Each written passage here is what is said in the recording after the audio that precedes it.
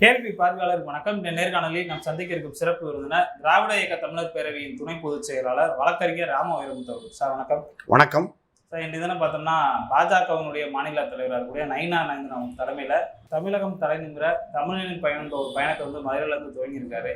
இந்த பயணத்தை நீங்கள் எப்படி பார்க்குறீங்க? தமிழகம் தலைநிமிர தமிழனின் பயணம் என்கிற அந்த நயினார் நாகேந்திரனுடைய பயணம் வரவேற்கத்தக்க பயணம். அந்த முயற்சி வெற்றி பெறுவதற்கு நம் வாழ்த்துக்கள். ஆனால் அந்த பயணத்தை அவர் போகிற இடம்தான் தவறான இடம். ஏன் அப்படின்னா, இன்றைக்கி தமிழகத்தை தலைநிமிர விடாமல் செய்வது யார் அப்படின்னா ஒன்றிய அரசு தான்.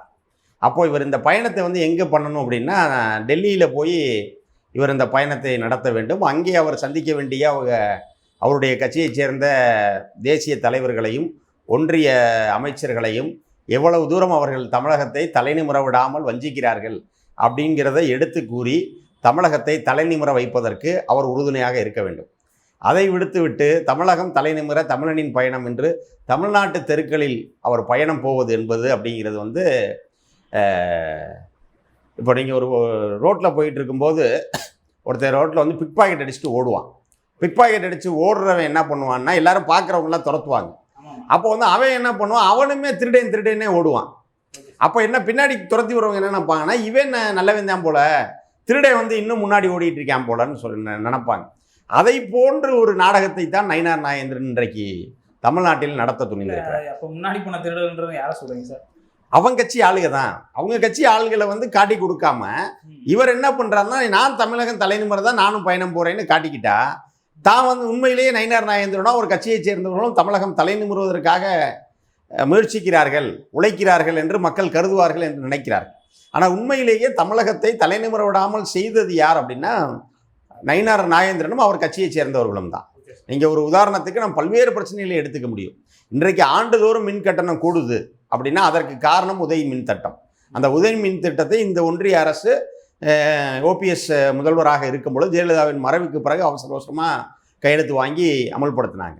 ஆனால் இன்றைக்கி வருஷம் மின் கட்டணத்தை மாற்றியமைக்க வேண்டும் அப்படிங்கிறது அந்த உதய் மின் திட்டத்தினுடைய விதி. அதே போல் 2017 நீட் கட்டாயமாக்கப்பட்டு தமிழ்நாட்டில் எத்தனை மாணவிகள் மாணவர்களுடைய உயிரை நாம் இன்றைக்கு பலி கொடுத்துருக்கிறோம். அதே போல் மும்மொழி கொள்கையை அமல்படுத்த மறுத்ததாலே தமிழ்நாட்டுக்கு பள்ளிக்கல்வித்துறைக்கு வர வேண்டிய நிதியை விடுவிக்காமல் அதை வச்சுருக்காங்க. அதே போன்று மற்ற ஜிஎஸ்டியில் நமக்கு தமிழ்நாட்டிற்கு முறையாக வர வேண்டிய வரி பகிர்வு வரல.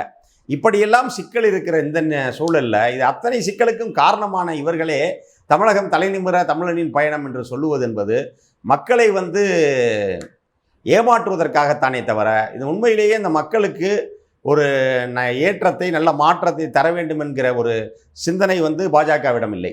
தமிழ்நாட்டில் இந்த திமுக ஆட்சியில் பெண்களுக்கு பாதுகாப்பு இல்லை, பொதுமக்களுக்கு பாதுகாப்பு இல்லை, ரோட்டில் நடந்து செல்ல கூட பயமாக இருக்குது, அந்த மாதிரியான பல கருத்துக்களை தான் அவங்க சொல்கிறாங்க.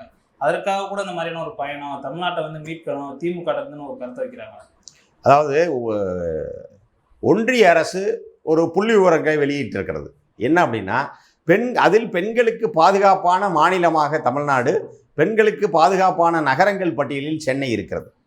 ஆனால் இவர் வெறுமனை இதை அரசியலாக்குவதற்காக பெண்களுக்கு, அதாவது நீங்கள் ஒரு பெரிய அரசு இப்போ 10 கோடி மக்கள் இருக்கக்கூடிய ஒரு இடத்துல எல்லாரையுமே ஃபுல் கேர் எடுத்து போய் பார்க்க முடியாது.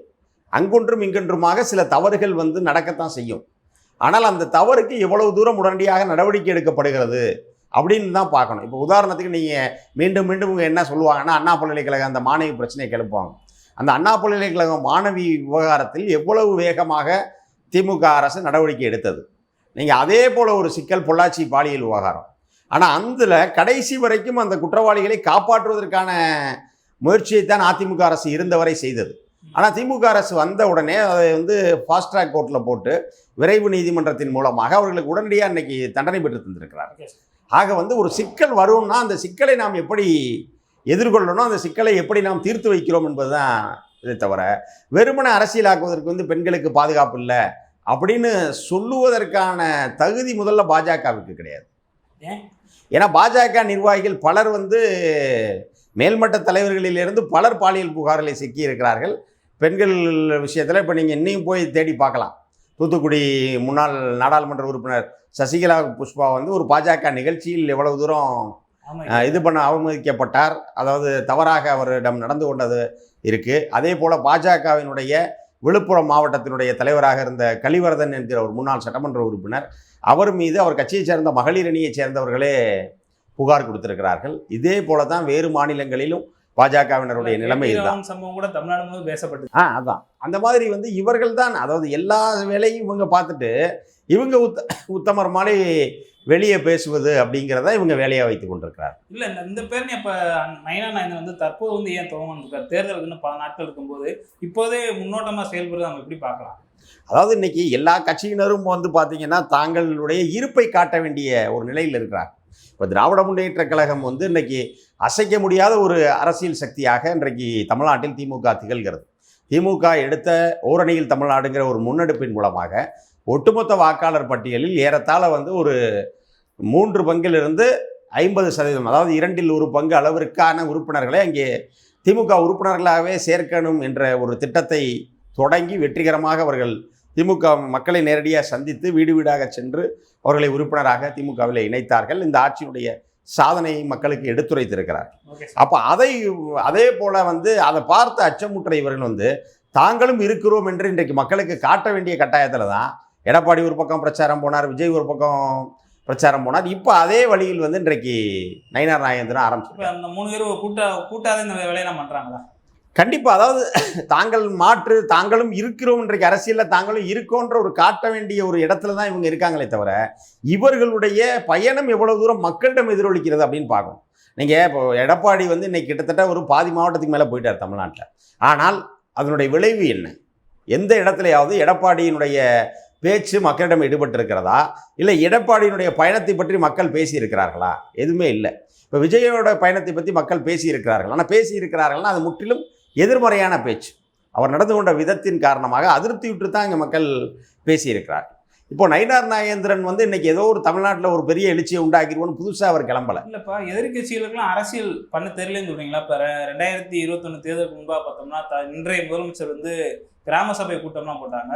தமிழ்நாடு முழுவதும் அது பேசப்பட்டுச்சு. ஆனால் இன்றைய தினம் எதிர்கட்சிகள் பல யுக்திகளை கையாண்டும் அவங்க இன்னும் பேசப்படாமல் இருக்காங்க. மக்கள் அவங்களை புறக்கணிக்கிறாங்களா?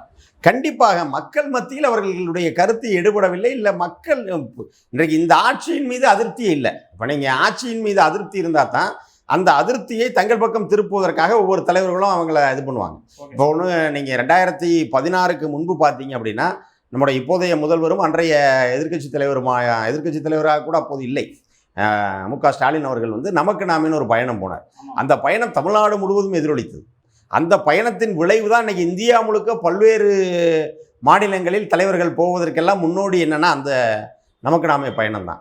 அதை தொடர்ந்து தான் இப்போ பாரத் ஜோடோ யாத்திரான்னு ராகுல் காந்தியே அதுக்கப்புறம் தான் பயணமே போனார்.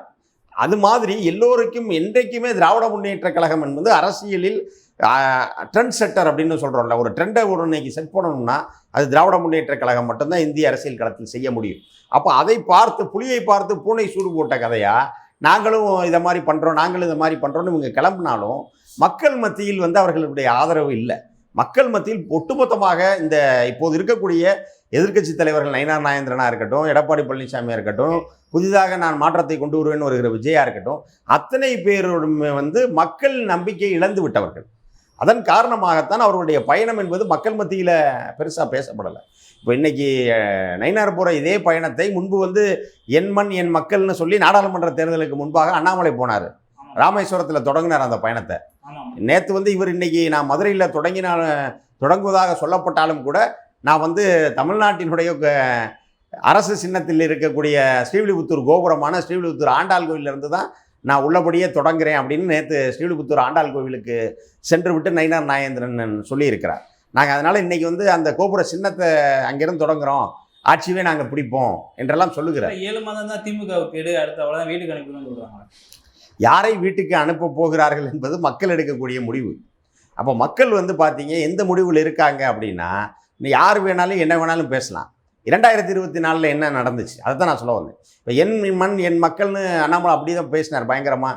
இப்போ அவ்வளோதான் திமுக, நான் திமுக மேலே ஃபைல் 1 ஃபைல் 2 ஃபைல் 3லாம் ரிலீஸ் பண்ணுறேன் அப்படி இப்படின்னாரு. ஆனால் 2024 100% வெற்றி, அனைத்து நாடாளுமன்ற தொகுதியும் திராவிட முன்னேற்ற கழகம் கைப்பற்றியது. அப்போ இவங்களுக்கு மக்கள் மத்தியில் இவர்கள் நம்பிக்கை இழந்து விட்டார்கள் என்பதற்கு அது ஒரு மிகப்பெரிய ஒரு சான்று. நாங்க கூடியிருக்கோம்னு சொல்றாங்க. வாக்கு வங்கியா நீங்க கூட்டிட்டு போய் என்ன பண்ண?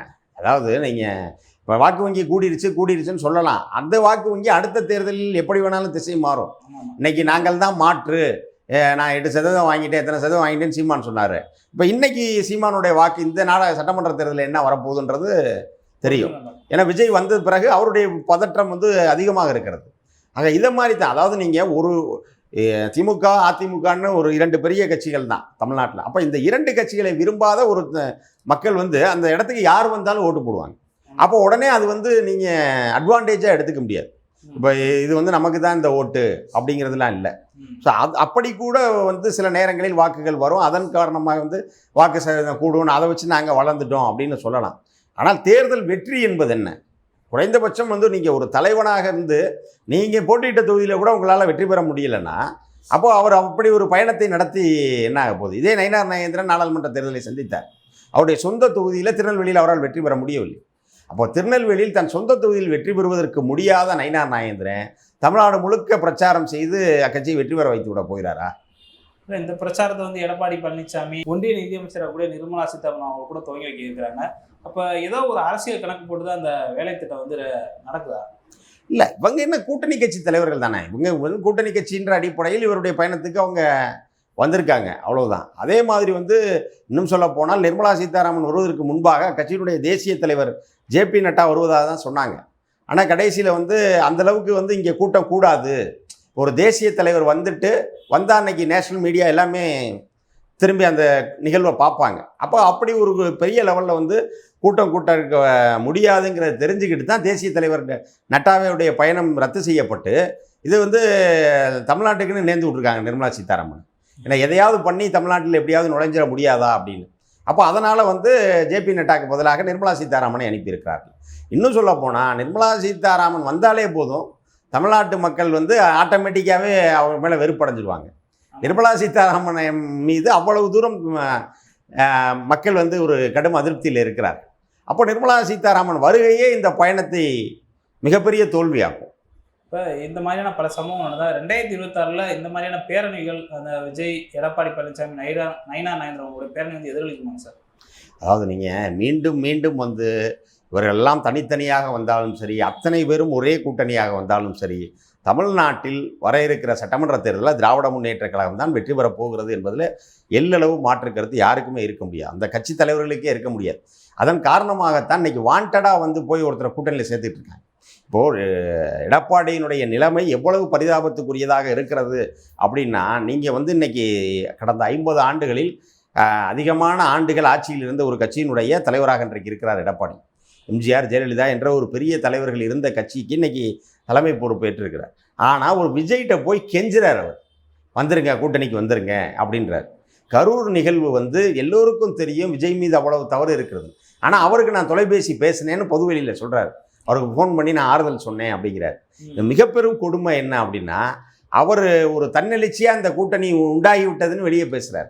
அதை அவங்க சொல்லணும். இப்போ நீங்கள் என்ன சொல்லலாம்னா, ஒரு சிறிய கட்சி சொல்லிட்டா தெரியாது. நீங்கள் அலையன்ஸுக்கு தலைமை தாங்க போகிற கட்சி, நீங்கள் தான் மேஜர் பார்ட்னர் என்டிஏல அப்படின்னு சொல்லக்கூடிய எடப்பாடி பழனிசாமி பாருங்கள், தாவேக்கா கொடியெல்லாம் தூக்கிட்டு வந்திருக்காங்க, தன்னெழுச்சியாக கூட்டணி உருவாகி விட்டதுன்னு பேசுகிறார், அப்படின்லாம் பேசுகிறார். ஆனால் இது வந்து தாவேக்கா சார்பாக இதுவரை யாராவது அதை அங்கீகரித்திருக்கிறார்களா அப்படின்னா இல்லை. ஆனால் இதை விட பெரும் கொடுமை வந்து ஒரு கூட்டத்தில் அப்படி தாவேக்கா கொடியை ஏந்தி இருக்கிற ஒரு நபரை வந்து பின்பக்கமாக புகைப்படம் எடுக்கும்போது அவருடைய சட்டை காலரில் வந்து கருப்பு வெள்ளை சிவப்பு வந்து அந்த பட்டை போடப்பட்டிருது.